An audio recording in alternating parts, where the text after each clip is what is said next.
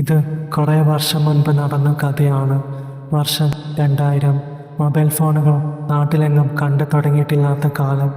എങ്ങും ഒഴിഞ്ഞ പ്രദേശങ്ങളും ചെറിയ ചെറിയ വീടുകളും കാടും ചെടിയും പച്ചപ്പും അങ്ങനെ എല്ലാം നിറഞ്ഞു നിൽക്കുന്ന കാലം. മഞ്ചാടിമല എന്ന ഗ്രാമത്തിൽ ഒരിക്കൽ ഒരു കള്ളൻ പേടി പടർന്നു പിടിച്ചു. ഇത് സാധാരണ കള്ളനല്ല, പ്രത്യേകതയുണ്ട് എന്ന് പലരും പറഞ്ഞു തുടങ്ങി.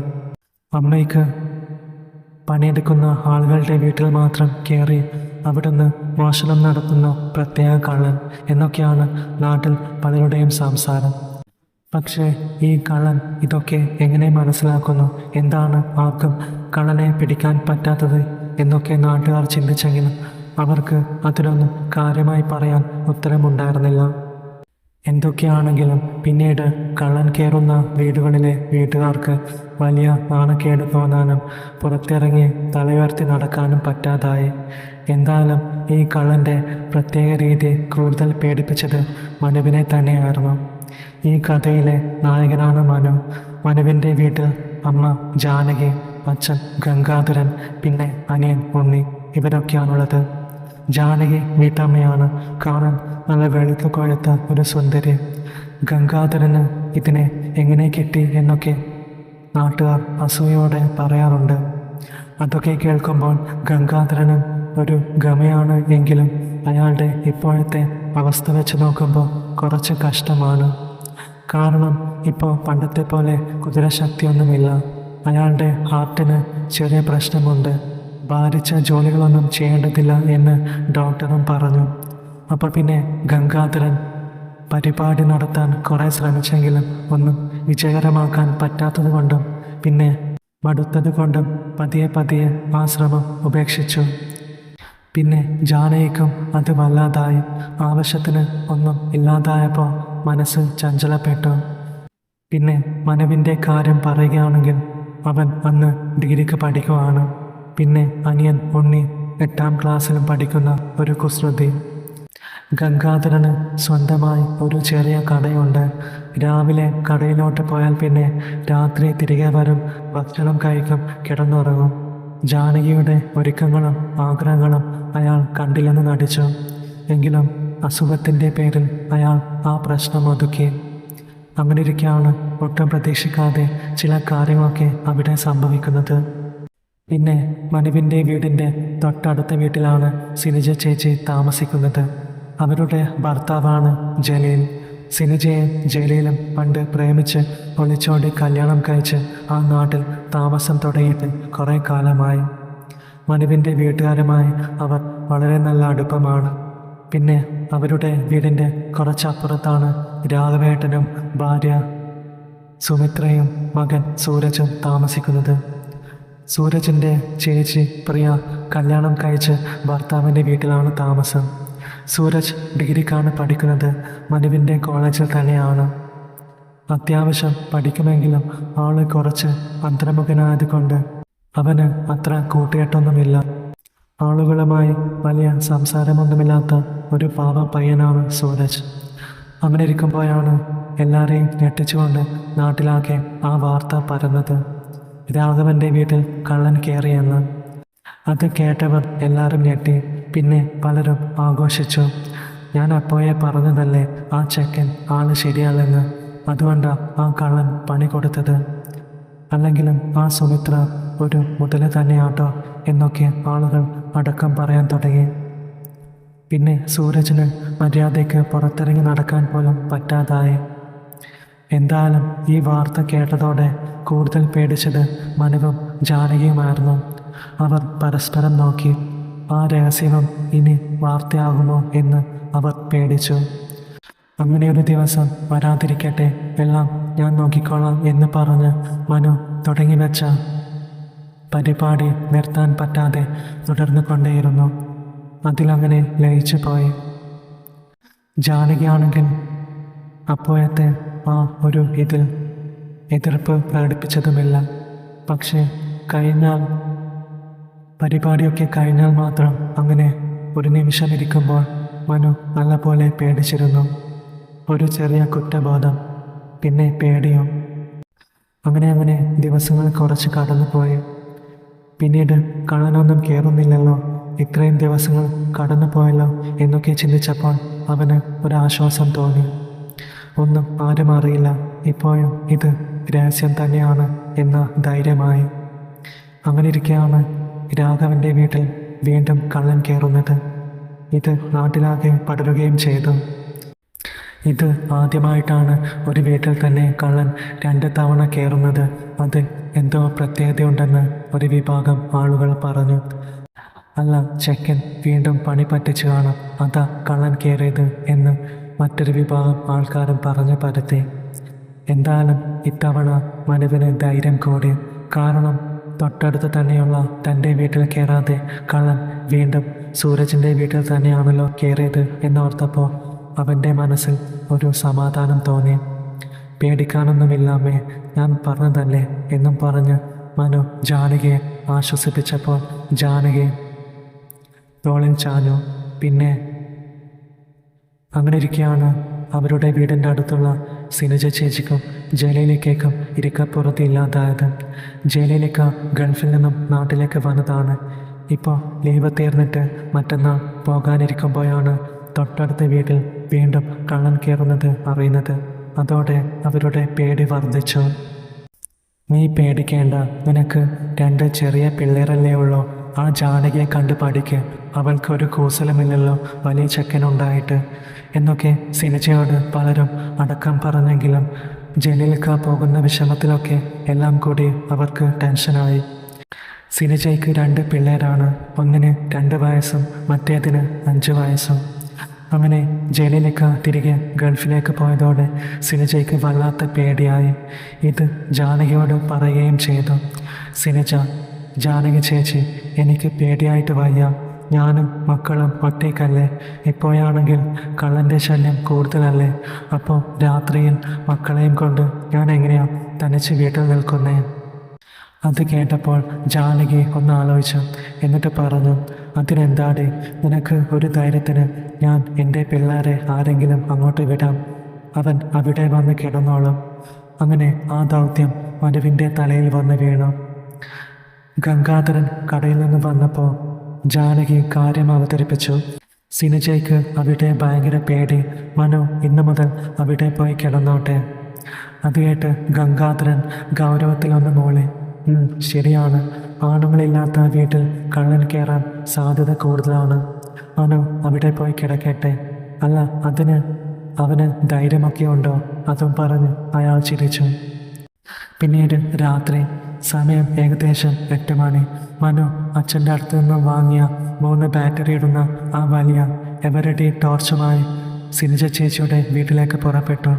പോകുന്ന വഴിയിൽ അനിയൻ ഉണ്ണി പിന്നിൽ നിന്നും വിളിച്ചു പറഞ്ഞു, മനുവേട്ട, കള്ളൻ വരുമ്പോൾ ഓടി വരണേ, അല്ലാതെ കൂർക്കം വലിച്ചുറങ്ങരുത്. ആ ശരിയെന്നും പറഞ്ഞ് മനു നടന്നു. അപ്പോൾ സിനുജ ചേച്ചി വാതിൽ തുറന്ന് മനുവിനെ സ്വീകരിച്ചു. എടാ, നീ വന്നത് നന്നായിട്ടോ, എനിക്ക് ശരിക്കും സമാധാനമായി മോനെ, അവർ പറഞ്ഞു. അങ്ങനെ രാത്രിയിലെ ഫുഡൊക്കെ കഴിച്ചു കഴിഞ്ഞ് എല്ലാവരും ഒരു മുറിയിലാണ് കിടക്കാൻ പോയത്. ആ മുറിയിൽ ഒരു കട്ടിലാണുള്ളത്. വലിയ ചെറുക്കൻ കട്ടിലിൽ കിടന്നുറങ്ങുന്നു. ചെറുത് പാലുകൂടിയുള്ളത് കൊണ്ട് ചേച്ചിയും ചെറുതും താഴെ കിടക്കുന്നു. മനുവിനോട് കട്ടിലിൽ കിടന്നോളാൻ പറഞ്ഞു. മനു പറഞ്ഞു, ചേച്ചി കട്ടിലിൽ കിടന്നോ, ഞാൻ താഴെ കിടന്നോളാം. പോടാ, നീ ഞങ്ങളുടെ ഗസ്റ്റല്ലേ, അപ്പോൾ നീ കട്ടിലിൽ കിടന്നു. അവസാനം അവൻ ശരിയെന്നും പറഞ്ഞ് കിടന്നു. അങ്ങനെ കുറച്ച് സമയം കഴിഞ്ഞു. സീറോ ബൾബിൻ്റെ മങ്ങിയ വെളിച്ചം ആ മുറിക്ക് ഒരു പ്രത്യേകതരം മൂഡ് കൊടുത്തിട്ടുണ്ട്. മുറിയിൽ ആകെയുള്ളത് ഒരു പഴയ ക്ലോക്കിൻ്റെ ടിക് ടിക് ശബ്ദം മാത്രം.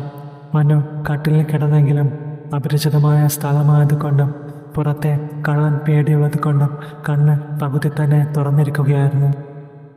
പിന്നെ താഴെ പാഴയിൽ സിനുജ ചേച്ചി കുഞ്ഞിന് പാൽ കൊടുക്കുവാണ്. കുഞ്ഞ് പാൽ കുടിക്കുന്നതിനിടയിൽ കൈകാലുകൾ ഇളക്കുന്നുണ്ട്.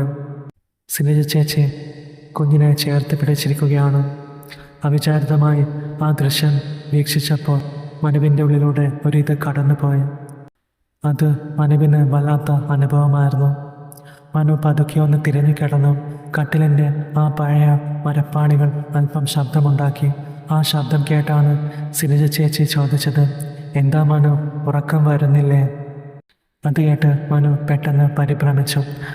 തൻ്റെ ശ്രദ്ധ സിനിജ ചേച്ചി കണ്ടുപിടിച്ചോ എന്നൊരു പേടി.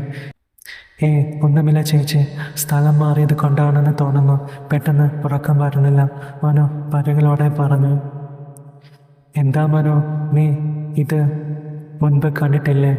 ആ ചോദ്യം കേട്ടതും മനുവിൻ്റെ നെഞ്ചൊന്ന് കാണി. പിടിക്കപ്പെട്ടു എന്ന് ഉറപ്പായതോടെ ആകെ വിയർത്തു. സീറോ ബൾബിൻ്റെ വെളിച്ചത്തിലും അവൻ്റെ മുഖം ചുവന്ന് തുടുക്കുന്നത് കാണാമായിരുന്നു. ചേച്ചി ആ ചോദ്യം ചോദിച്ചത് ഒരു പരിഹാസമായോ ദേഷ്യമായോ ആയിരുന്നില്ല, മറിച്ച് ഒരു തരം കള്ളച്ചിരിയോടെയായിരുന്നു. മനു പതുക്കെ ഒന്ന് പരുങ്ങി. അത് പിന്നെ ഞാൻ ശ്രദ്ധിച്ചതല്ല ചേച്ചി, ചുമ്മാ. അവൻ വാക്കുകൾ കിട്ടാതെ വിക്കി. സിനിജ ചേച്ചി പതുക്കെ ഒന്ന് ചിരിച്ചു. ആ ചിരിയിൽ ഒരു പക്വതയുണ്ടായിരുന്നു. ഡിഗ്രിക്കല്ലേ പഠിക്കുന്നേ, ഇനിയിപ്പോൾ ഇതൊക്കെ ദർശിക്കുമ്പോൾ ഒരു വല്ലാത്ത കൗതുകമൊക്കെ തോന്നുമല്ലോ, അവർ പറഞ്ഞു. അങ്ങനെ ഓരോന്നൊക്കെ സംസാരിച്ച് എല്ലാവരും പതിയെ ഉറക്കത്തിലേക്ക് വീണു. ആ പഴയ സീറോ ബൾബിൻ്റെ വെട്ടം മാറി മുറിയിലേക്ക് ജനാലയിലൂടെ സൂര്യപ്രകാശം അടിച്ചു തുടങ്ങിയിട്ടുണ്ട്. രാത്രിയിലെ കള്ളൻ പേടിയൊക്കെ കഴിഞ്ഞ് നേരം വെളുക്കാൻ തുടങ്ങി. സിനിജ ചേച്ചി നേരത്തെ തന്നെ എണീറ്റ് അടുക്കളയിൽ ചായ ഇടാനും മറ്റും തുടങ്ങിയിരുന്നു. 7 മണി കഴിഞ്ഞപ്പോൾ മനുവിനെ ചായ കുടിക്കാൻ വിളിക്കാം, അല്ലെങ്കിൽ അവൻ്റെ അച്ഛൻ ഗംഗാധരൻ ഇങ്ങോട്ട് വരുമെന്ന് കരുതിയാണ് ചേച്ചി മുറിയിലേക്ക് വന്നത്. പിള്ളേർ 2 പേരും 2 വശത്തായി നല്ല ഉറക്കത്തിലാണ്. കട്ടിലിൽ പുതപ്പൊന്നുമില്ലാതെ മലർന്ന് കിടന്നുറങ്ങുന്ന മനുവിനെ നോക്കിയപ്പോൾ സിനിജ ചേച്ചി ഒന്ന് അമ്പരപ്പോടെ നിന്നു. ആ ഒരു ഇതിൻ്റെ തിളപ്പ് മനുവിൽ വ്യക്തമായിരുന്നു. അപ്പോഴാണ് ആ കാഴ്ച ദർശിക്കാനായത്.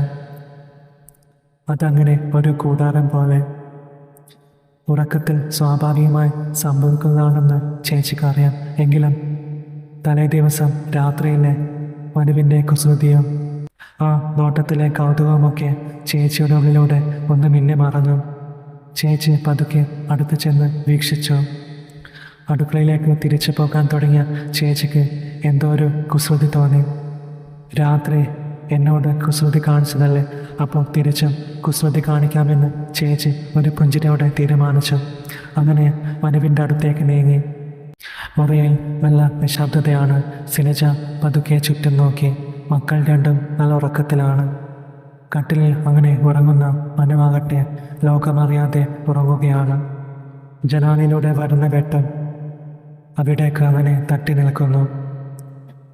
സിനിജയ്ക്ക് ഉള്ളിൽ ഒരു വല്ലാത്ത ആകാംക്ഷ തോന്നി. പിന്നെ തന്നോട് അവൻ ഇന്നലെ കാട്ടിയ കുസൃതി ഓർത്തപ്പോൾ തിരിച്ചും കുസൃതി കാണിക്കാമെന്ന് വാശി. അങ്ങനെ സിനിജ ശ്വാസം അടക്കി പിടിച്ച് വളരെ പതുക്കെ കാട്ടിത്തുടങ്ങി. പെട്ടെന്ന് മനു ഒന്നനങ്ങി. അപ്പോൾ പേടിച്ച് പിൻവലിഞ്ഞു. പിന്നെ വീണ്ടും മനു ഉറക്കം തുടങ്ങുന്നത് കണ്ടപ്പോൾ സിനിജ വീണ്ടും കുസൃതിയിലേക്ക് പോയി. വളരെ സാവധാനം അങ്ങനെ എന്തായാലും സിനിജ അമ്പരപ്പോടെ അങ്ങനെ ദർശിച്ചു. പെട്ടെന്ന് മനു ഒന്ന് കണ്ണ് ചിമ്മി തുറന്നു. തൻ്റെ തൊട്ടടുത്ത് അങ്ങനെ നിൽക്കുന്ന സിനിജ ചേച്ചിയെ കണ്ടതും എന്ത് ചെയ്യണമെന്നറിയാതെ മനു അങ്ങനെ മരവിച്ച് പോയി.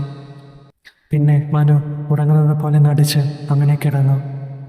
പക്ഷേ സിനിജ അങ്ങനെ സത്യത്തിൽ മനുവിനും വല്ലാതായി. അങ്ങനെ കുറച്ച് നിമിഷത്തിന് ശേഷം പെട്ടെന്നാണ് പുറത്തു നിന്നും ഒരു ശബ്ദം കേട്ടത്. അമ്മയുടെ ശബ്ദമാണ്. അത് കേട്ടതും സിനിജ ഞെട്ടിപ്പോയി.